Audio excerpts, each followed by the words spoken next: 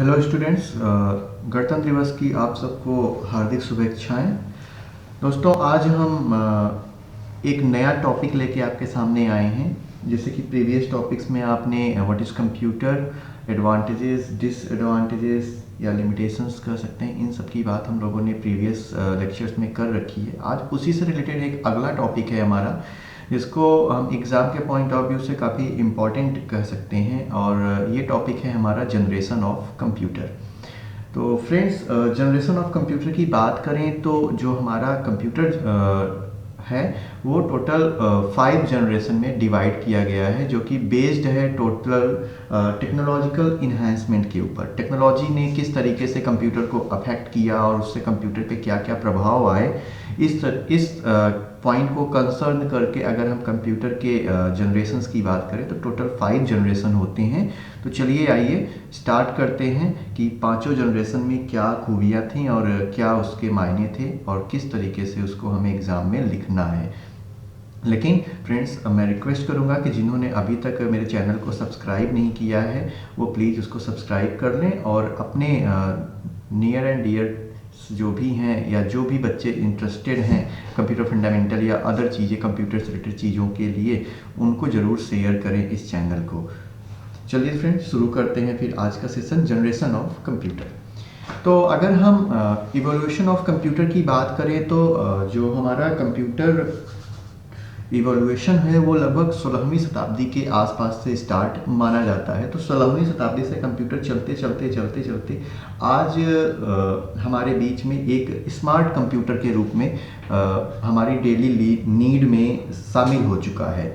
तो अगर हम बात करें तो जो ये एक पीरियड था 16वीं शताब्दी से लेके 21वीं शताब्दी तक का, इसमें कंप्यूटर ने बहुत सारे उतार चढ़ाव देखे, बहुत सारे चेंजेस आए, बहुत सारी डिफ़िकल्टीज आई, जिनको ओवरकम करके आज का कंप्यूटर हमारे सामने है।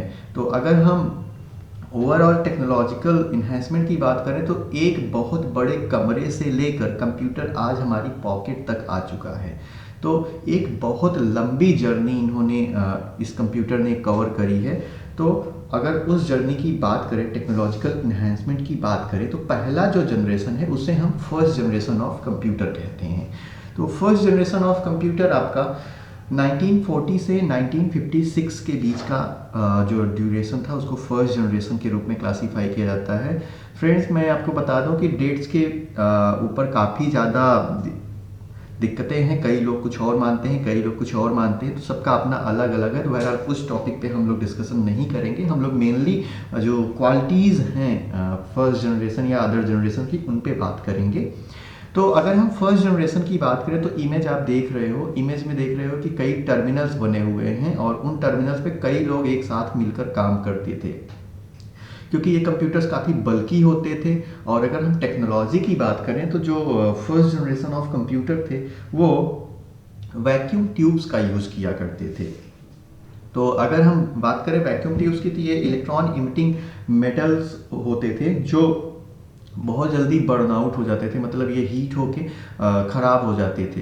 तो इसमें ये भी एक प्रॉब्लम थी कि मतलब ज़्यादा देर तक अगर काम कर लिया जाता था तो हीटिंग की प्रॉब्लम आती थी और सर्किट जो है वो ख़राब हो जाती थी।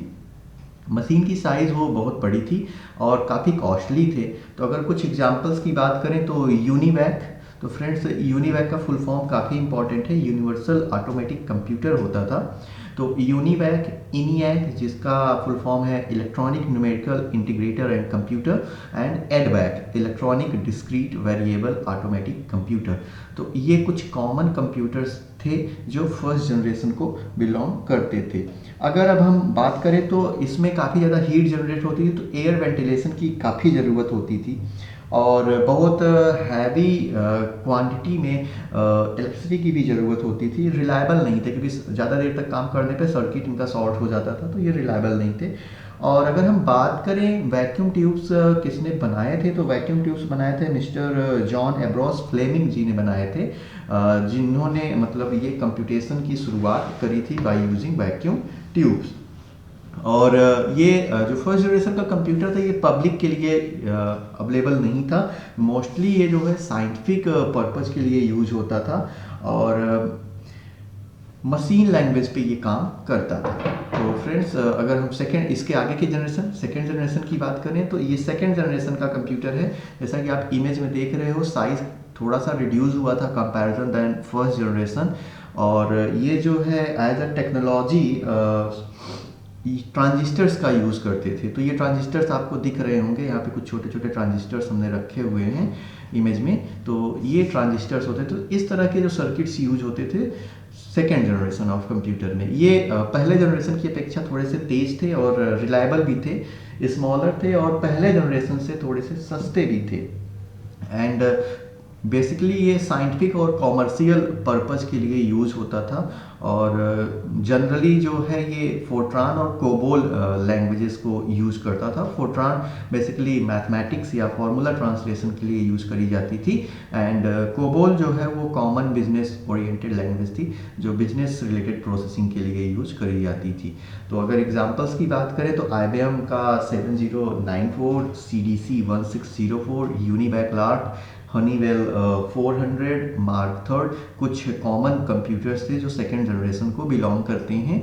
और सेकेंड जनरेशन का जो ड्यूरेशन माना गया फ्रेंड्स, वो 1956 से 1963 के बीच में माना गया। और ये जो ट्रांजिस्टर है, ये ट्रांजिस्टर बेसिकली 3 लोगों ने मिलके बनाया था, जिनमें प्रमुखता से नाम लिया जाता है विलियम शॉकले का and WH Bertin and John burden का भी नाम इसमें इनके योगदान के लिए दिया जाता है।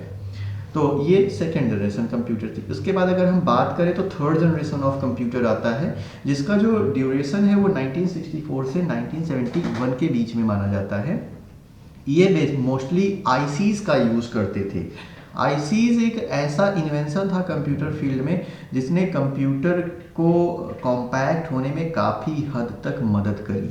तो आईसीज और पैरेलल प्रोसेसिंग के लिए ये थर्ड जनरेशन जानी जाती है। आईसीज के अगर इन्वेंशन की बात करें तो जैक किल्बी एंड रॉबर्ट नॉयसी को इसके लिए इनके आईसी का मतलब जनक माना जाता है। एंड बेसिकली ये जो कंप्यूटर्स थे, ये प्रीवियस दोनों version of computer first and second से काफ़ी कम पावर कंजम्पशन करते थे, काफ़ी कम हीट भी जनरेट करते थे एंड बहुत ही आसान थे ऑपरेट करने में comparison first and second one. High level language शुरुआत हो चुकी थी, हाई लेवल लैंग्वेजेस पे प्रोसेसिंग ये करते थे। और बेसिकली ये साइंटिफिक, कॉमर्शियल और ऑनलाइन एप्लीकेशन पर्पज़ के लिए यूज करे जाते थे। और लैंग्वेजेस की बात करें तो Fortran, COBOL, pascal, basic languages यहाँ पे यूज करी जाती थी। एंड अगर कुछ कॉमन कंप्यूटर्स की बात करें तो IBM 360, 370, PDP 8 and 11 and CDC 6600। तो ये कुछ कॉमन कंप्यूटर्स थे। फ्रेंड्स, जो बच्चे CCC की तैयारी कर रहे होंगे उनके लिए ये कंप्यूटर के लैंग्वेजेस एंड जो कंप्यूटर के नाम हैं कि किस जनरेशन को कौन सा कंप्यूटर बिलोंग करता है, ये इम्पॉर्टेंट है। तो इसके बाद थर्ड जनरेशन के बाद फोर्थ जनरेशन कंप्यूटिंग की बात हुई। तो फोर्थ जनरेशन कंप्यूटिंग की जो शुरुआत हुई वो 1972 के आसपास मानी गई और 2010 तक चली। ये बेसिकली दो टेक्नोलॉजीज़ पे काम करते थे जिनको हम LSI एंड VLSI कहते थे। LSI means large scale integration and VLSI मतलब वेरी लार्ज स्केल इंटीग्रेशन। तो ये LSI एंड VLSI टेक्नोलॉजीज़ पे काम करते थे। तो अगर हम LSI एंड VLSI टेक्नोलॉजीज़ की बात करें तो इसमें थाउजेंड्स ट्रांजिस्टर्स को, मिनिमम थाउजेंड्स ट्रांजिस्टर्स को आपस में इंटीग्रेट कर दिया जाता था। तो large scale and very large scale integration होता था। तो साइज बहुत ज़्यादा कॉम्पैक्ट हो गया comparison that previous 3 generation, first, second and third. और स्पीड काफ़ी बढ़ गई, प्रोसेसिंग काफ़ी अच्छी होने लगी। और ये जो LSI एंड VLSI था, ये बेसिकली सिलिकॉन चिप पे बनाए जाते थे ये सर्किट्स। और जनरली C एंड C++, जैसे C आपको पता है 1972 में ही इन्वेंशन हुआ था। तो C और C++ ने काफ़ी ज़्यादा कंप्यूटर को सपोर्ट किया और driver, device driver softwares and other softwares की शुरुआत हुई। और कंप्यूटिंग एक नए कह सकते हैं कि नए फॉर्म में पहुंच गई और पर्सनल कंप्यूटिंग की भी शुरुआत हुई।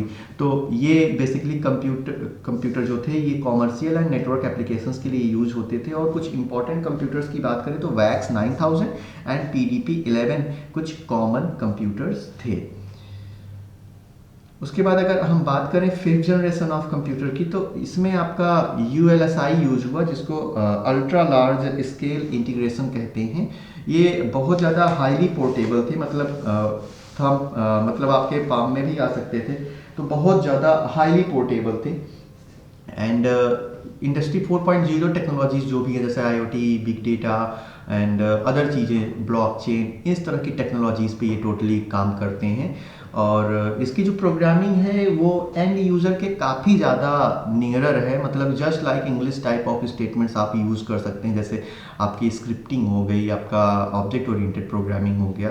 एंड मोस्टली जो कंप्यूटर्स हैं ये सेंसर बेस्ड प्रोसेसिंग करते हैं, जैसे आप स्मार्ट सिटीज़ में देख रहे होंगे ट्रैफिक कैमरा लगे हुए हैं, AQI के लिए, एयर क्वालिटी इंडेक्स के लिए सेंसर्स लगे हुए, तो ये कंप्यूटर्स ऑटोमेटिकली सारी चीज़ें परफॉर्म करते हैं। मतलब हम कह सकते हैं कि ये ट्रू आर्टिफिशियल इंटेलिजेंस को सपोर्ट करते हैं। और इसकी जनरेशन की अगर हम बात करें तो 2010 से लेके अभी तक ये चली ही आ रही है।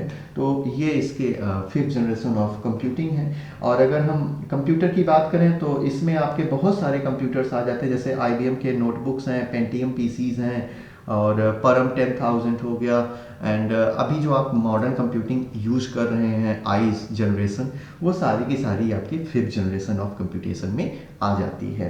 तो फ्रेंड्स, ये रहे आपके 5 generation, first, second, third, fourth and fifth. तो यहाँ पे एक हमने नाम लिया परम 10,000। इंडिया का ये पहला सुपर कंप्यूटर था, परम 10,000। जब US ने इंडिया को सुपर कंप्यूटर देने से मना कर दिया था, तो इंडियन साइंटिस्ट ने खुद ये कंप्यूटर डिज़ाइन किया था, और इंडिया का पहला सुपर कंप्यूटर ये माना जाता है। तो फिफ्थ जनरेशन ऑफ कंप्यूटर तक हो गया आपका, और ये अब खत्म हो गया। अब नेक्स्ट टॉपिक में हम लोग बात करेंगे IT गैजेट्स और उनके एप्लीकेशंस की। तब तक के लिए जय हिंद दोस्तों।